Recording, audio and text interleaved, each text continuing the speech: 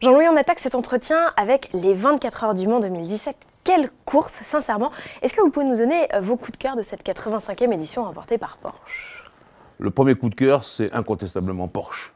Parce que se débrouiller avec deux voitures, et puis une seule, et l'emmener au bout et à la victoire, pour moi c'est formidable.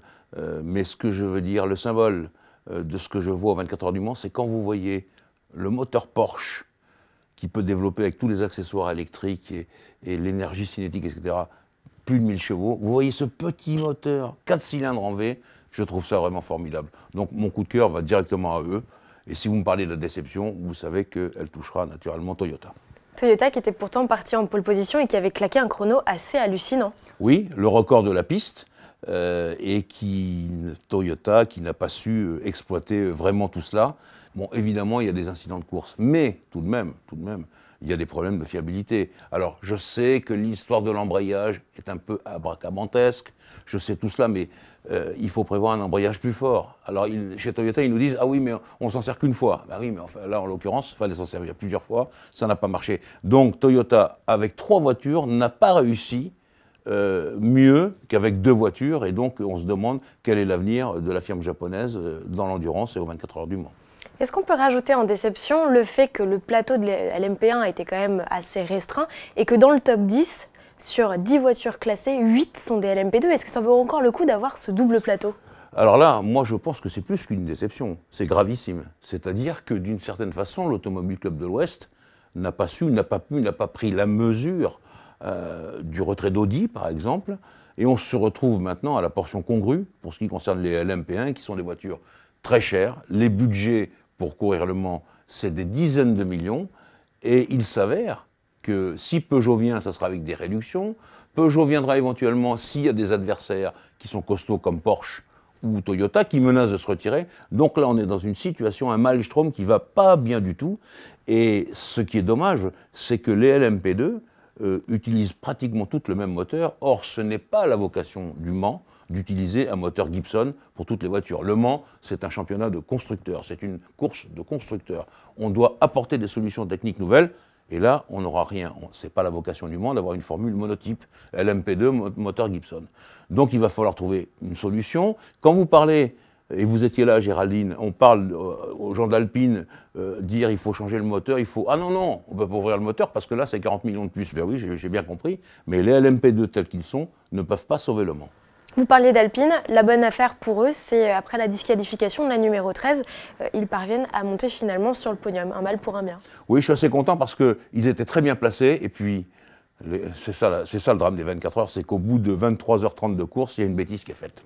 Ça arrive, et donc là ils avaient perdu pied, et bien ils regagnent le podium, je suis content pour eux, je suis content de voir les voitures bleues se relever un peu dans ce niveau des voitures mondiales, qui donne un aspect vraiment international aux 24 heures du Mans, mais nous on souffre, on n'a plus de grandes voitures, de grandes équipes comme avant. On va parler de Formule 1 à présent. Alors on va pas parler tout de suite de Bakou, mais on va se concentrer sur le calendrier 2018. La FIA et la FOM ont dévoilé un calendrier prévisionnel avec le 24 juin, le Grand Prix de France, dans un an, donc tout pile. Il reste encore pas mal de travail à faire avant d'accueillir tout le petit monde de la F1, Jean-Louis. Absolument, ça c'est une chose importante, naturellement. Les travaux ont commencé, maintenant qu'on a la certitude et qu'on a les dates. La Malaisie n'est plus là, l'Allemagne revient, on aura 21 Grands Prix. Donc ce Grand Prix de France, et au mois de juin, comme vous le dites, Géraldine, le Grand Prix des vacances, parce qu'il fait beau, généralement, dans le midi de la France à cette époque-là, et donc ça sera super. Les travaux, il y en a énormément. On sait très bien que le boulot numéro 1, ce sont les tribunes, pour les spectateurs, pour accueillir quand même des dizaines de milliers, là aussi, de spectateurs. Il ne faut pas oublier ça, même si les accès sont difficiles.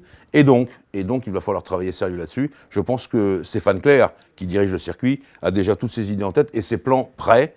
Et on sait très bien que ce sera, par exemple, la société qui fait les tribunes au Grand Prix de Monaco, donc sérieuse, sûre, qui fera les tribunes du circuit Paul Ricard. Donc déjà, de ce côté-là, on est un peu rassuré. Sur la piste aussi, il y aura du travail, mais enfin, ne boudons pas notre plaisir. Retour du Grand Prix de France, ça c'est parfait. Juste une petite chose sur le calendrier. La France, l'Autriche, l'Angleterre, 3 Grands Prix qui suivent à une semaine d'intervalle, ça va être compliqué à gérer au niveau logistique quand même. Oui, ça c'est la première fois, mais alors là, moi je n'ai aucun souci là-dessus.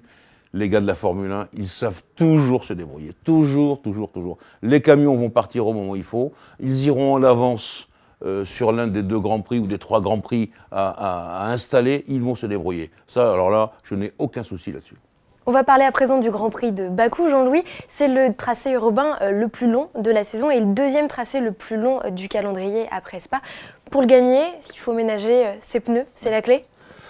Il faut ménager beaucoup de choses. Déjà, il faut de très bons réglages. Parce que vous sortez du virage 16 qui est à 90 degrés, et là vous avez 17, 18, 19, des très grandes courbes où les gens prennent l'élan, et après vous avez plus de 2 km de ligne droite. Ça c'est à fond. Alors pour les moteurs, très dur. La pleine charge, c'est quasiment comme à Monza, très dur également. Attention à la consommation. Alors les voitures réglées très basses, naturellement, mais il faut quand même réduire l'appui aérodynamique parce que cette ligne droite, elle est tellement importante. Il faut tellement de vitesse qu'on ne peut pas se permettre d'avoir des ailerons trop braqués.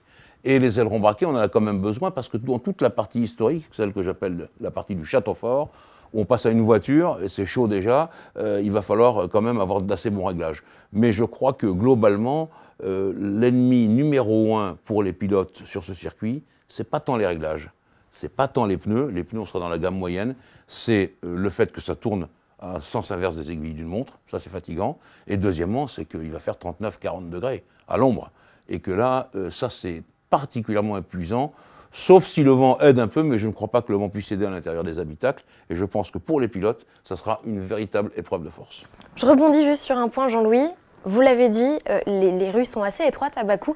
Les Formule 1 sont 20 cm plus larges cette année. C'est l'erreur, ça pardonnera rien, quoi. Vraiment, là, les pilotes doivent être hyper attentifs. Il faudra faire très attention, notamment dans la partie du château fort, on passe quasiment à une seule voiture. Là, il n'y aura même plus d'erreur possible, même pas le moindre petit travers, effectivement, parce que les voitures sont plus larges. On va voir ce que ça va donner. Je ne pense pas que la vitesse de pointe dans la ligne droite soit meilleure que l'an passé, parce que les pneus sont plus larges et que l'aéro est moins favorable. Mais tout de même, vous avez raison de le souligner, il va falloir faire très attention à l'encombrement des monoplaces sur ce circuit qui est vraiment un circuit très à part.